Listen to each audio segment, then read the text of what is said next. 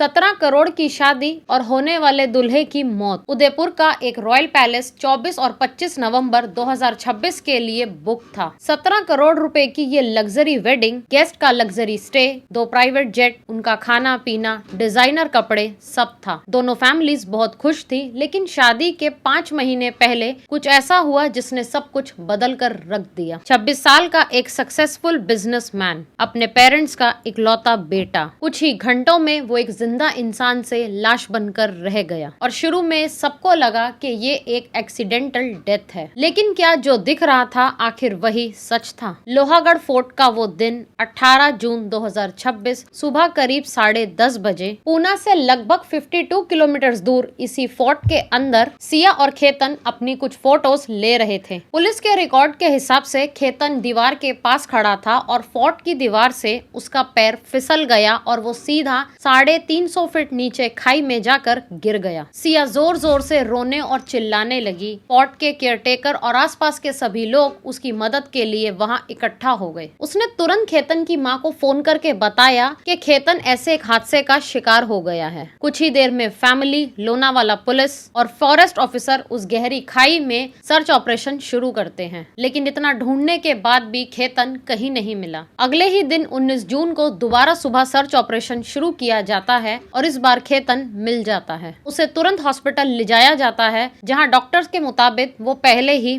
मर चुका था। पोस्टमार्टम के लिए बॉडी तुरंत भेज दी जाती है और शुरुआत में पुलिस इसे एक एक्सीडेंटल डेथ मानकर केस क्लोज कर देती है, लेकिन असली कहानी अब शुरू होती है। Perfect life. खेतन ने पूना से ग्रेजुएशन और अमेरिका से पोस्ट ग्रेजुएशन की थी। वापस आकर वो अपने पिता विशाल अग्रवाल की कंपनी सक्सेस ग्रुप में ही डायरेक्टर के पोस्ट पर काम कर रहा था। बिजनेस काफी अच्छा चल रहा था और उसका फ्यूचर भी सिक्योर था। फैमिली रिस्पेक्टेड थी। इसी दौरान विशाल अग्रवाल ने अपने 35 साल पुराने एक फैमिली फ्रेंड की बेटी सिया गोयल के साथ अपने बेटे का रिश्ता तय कर दिया। 11 फरवरी 2026 को एंगेजमेंट हुई और 25 नवंबर 2026 में शादी फिक्स थी। सब कुछ देखने में परफेक्ट लग रहा था। बेचारी सिया। 20 जून को खेतन का अंतिम संस्कार हुआ और 21 जून को उसके घर पर शोक सभा थी। सिया ने उसी दिन अपने इंस्टाग्राम पर एक पोस्ट डाला, तुम मुझे छोड़कर क्यों चले गए, तुमसे मैं बहुत प्यार करती थी। फैमिली, रिलेटिव्स, नेबर्स, सबको सिया से बहुत सिंपैथी थी। सबको लगता था कि सिया की शादी से पहले ही इतनी छोटी उम्र में जिंदगी बर्बाद हो गई,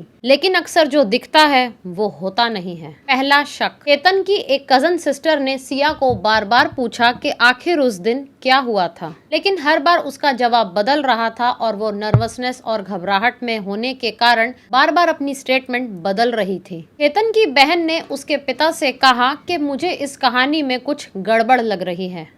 अगर उसको शादी नहीं करनी थी तो सीधा उसने उसके माँ बाप को या हमको किसी चीज से इनकार कर देते, या जिस लड़के के साथ उसका जो भी अफेयर चल रहा है कहीं से भी एक फोटो हमको भेज देते तो भी हम कैंसिल कर देते। अब हम आपको दुख कैसे समझा पाए। अगर पिता को आप पूछोगे कि उसका 26 साल का लड़का गुजर गया और आप उसका दुख व्यक्त करो तो वो तो समुंदर से बड़ा है। आज मैं अपने बुढ़ापे का सहारा सोच रहा था, मेरा आगे का वंशज है, मेरे अग्नि को वही आग देने वाला था, मेरी चिता को, आज वो रहा नहीं तो मेरा तो आगे का पूरा ही खत्म हो गया ना। एक और बात जो फैमिली को काफी परेशान कर रही थी वो ये कि खेतन इससे पहले कई डिफिकल्ट ट्रैक पर भी गया था, लेकिन कभी भी उसे किसी भी ट्रैकिंग पर चोट तक नहीं लगी। फिर अचानक उसी दिन ऐसा क्या हो गया था। शक के बाद विशाल अग्रवाल ने पुलिस स्टेशन में कंप्लेंट लिखवाई और यहीं से केस ने एक नया मोड़ ले लिया। इस केस में पुलिस जितना इन्वेस्टिगेट कर रही थी उतना ही पुलिस का शक पक्का हो रहा था कि ये सिर्फ एक एक्सीडेंट केस नहीं है। और फिर सामने आया एक ऐसा नाम जिसने पूरे ही केस की